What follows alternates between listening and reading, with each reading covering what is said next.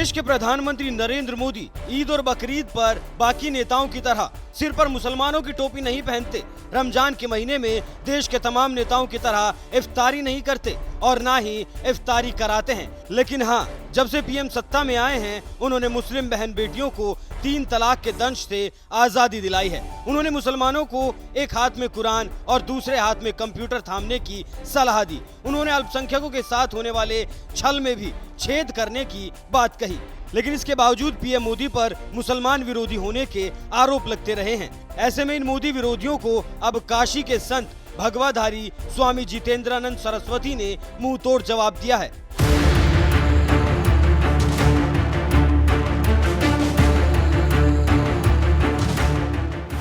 एक तरफ जहां तमाम विपक्षी नेता देश के प्रधानमंत्री नरेंद्र मोदी और उनकी सरकार पर मुसलमान विरोधी होने के आरोप लगाते रहे हैं, तो वहीं दूसरी तरफ धीरेन्द्र शास्त्री जैसे कथावाचक लगातार हिंदू राष्ट्र की बात करते रहे हैं। और अब तो पिछले कुछ दिनों से यूनिफॉर्म सिविल कोड पर भी चर्चाएं छिड़ी हुई हैं, जिसके बाद से ये कहा जाने लगा कि यूसीसी के आने के बाद भारत हिंदू राष्ट्र घोषित हो जाएगा। और इसी खौफ के बाद से कुछ कट्टरपंथियों ने जहां यूसीसी का विरोध करना शुरू कर दिया, तो वहीं दूसरी तरफ ये आरोप भी लग रहे हैं क्या हिंदू राष्ट्र में मुसलमान सुरक्षित नहीं हैं।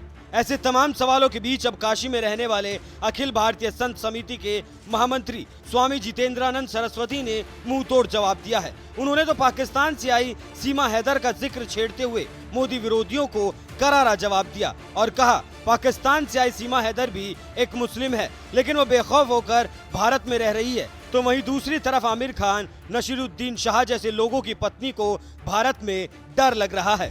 मैं आपसे ये भी जानना चाहती हूँ कि इसी हिंदू राष्ट्र में क्या आपको लगता है कि मुसलमान असुरक्षित है? राजनीतिक दल तो भाजपा पे यही आरोप लगाते हैं। अब इस देश में सो कॉल्ड पढ़े लिखे पूर्व उपराष्ट्रपति हामिद अंसारी हो अथवा नसीरुद्दीन शाह हो, आमिर खान हो, इस टाइप के पढ़े लिखे लोगों की बीवियों को भारत में डर लगता है।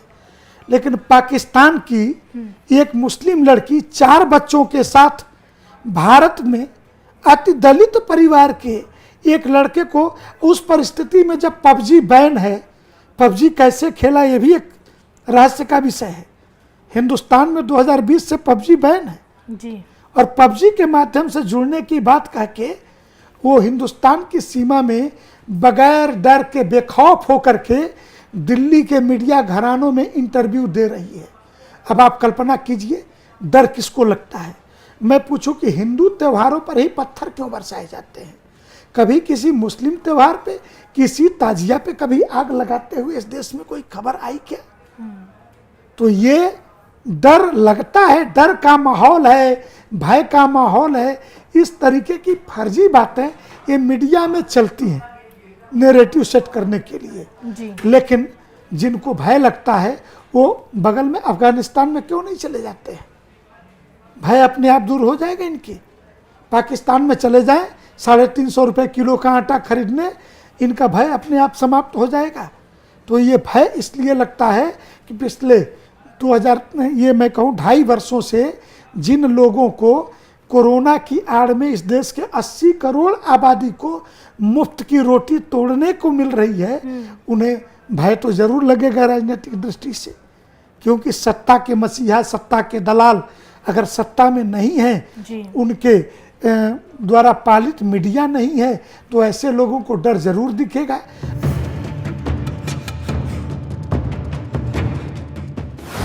मोदी सरकार पर जो विरोधी आरोप लगाते हैं कि उनके राज्य में मुसलमान सुरक्षित नहीं हैं, उनसे स्वामी जितेंद्रानंद सरस्वती ने सवाल पूछ लिया कि आखिर हिंदुओं की शोभा यात्रा या धार्मिक जुलूस पर ही क्यों पत्थरबाजी की जाती है? किसी मुहर्रम के जुलूस पर पत्थरबाजी क्यों नहीं होती, जहां सरेआम खतरनाक हथियार लहराए जाते हैं? ऐसे तमाम सवालों के साथ स्वामी जितेंद्रानंद सरस्वती ने उन मोदी विरोधियों की जमकर क्लास लगाई जो पीएम मोदी और उनकी सरकार पर मुस्लिम विरोधी होने के आरोप लगाते रहते हैं। जबकि पीएम मोदी खुद जब मध्य प्रदेश के दौरे पर जाते हैं तो सबसे पहले मुस्लिम बहन बेटियों की ही बात करते हैं। यकीन नहीं है तो आप भी सुन लीजिए। जो भी 3 तलाक के पक्ष में बातें करते हैं,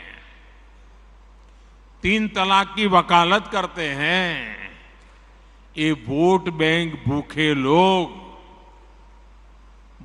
मुस्लिम बेटियों के साथ बहुत बड़ा अन्याय कर रहे हैं।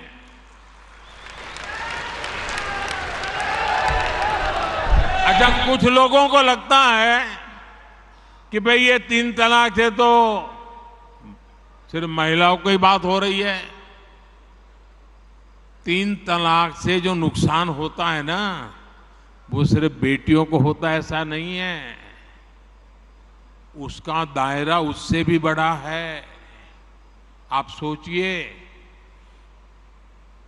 बहुत ही अरमानों के साथ बेटी को शादी कर करके ससुराल भेजा हो और 8-10 साल के बाद 3 तलाक कह करके उसको कोई निकाल दे, तो उस माँ बाप का क्या होगा जिसके घर में बेटी वापिस आती है?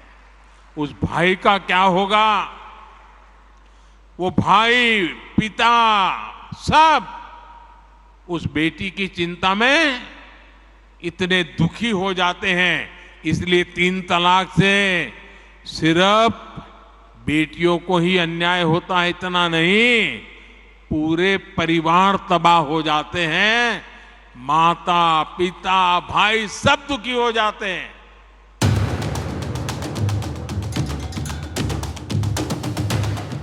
पीएम मोदी का यह बयान सुनकर क्या लगता है? क्या वाकई पीएम मोदी और उनकी सरकार मुस्लिम विरोधी है, या फिर विपक्षी पार्टियां महज अपनी राजनीति चमकाने के लिए मोदी सरकार पर मुस्लिम विरोधी होने के आरोप लगाते हैं? इस पर आपका क्या कहना है? अपनी राय हमें कमेंट कर जरूर बताएं।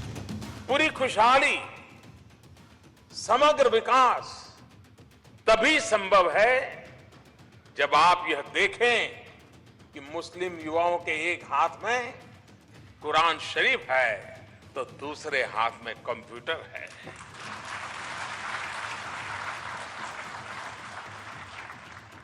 मजहब का मर्म अमानवीय हो ही नहीं सकता।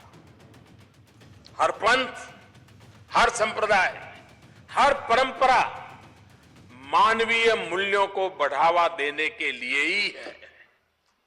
और इसलिए आज सबसे ज्यादा जरूरत है कि हमारे युवा एक तरफ मानवीय इस्लाम के जुड़े हो और दूसरी तरफ आधुनिक विज्ञान और तकनीक के साधनों का इस्तेमाल भी कर सके। ऐसा देश के गरीबों के साथ हुआ है, वैसा ही छल इस देश की माइनॉरिटी के साथ हुआ है।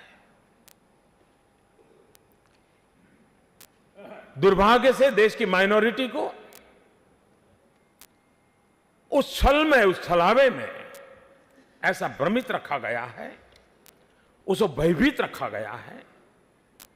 अच्छा होता उसकी शिक्षा की चिंता होती, अच्छा होता उसमें से सामाजिक सार्वजनिक जीवन के भिन्न भिन्न स्तर के लीडर पैदा होते, अच्छा होता समाज के अन्य वर्गों की बराबरी में उनका भी आर्थिक सामाजिक विकास होता। लेकिन वोट बैंक की राजनीति में एक छलावा, एक काल्पनिक भय, एक काल्पनिक वातावरण और डर का माहौल पैदा कर करके उनको दूर भी रखा, दबा करके भी रखा और सिर्फ चुनाव में उपयोग करने का खेल चला। 2019 में आज मैं एक जिम्मेवारी के साथ आपसे अपेक्षा करने आया हूं। अब जब संविधान को के सामने सर झुका करके आपके सामने खड़ा हुआ हूं, तब मैं आपसे आग्रह करूंगा कि हमें इस छल को भी छेद करना है।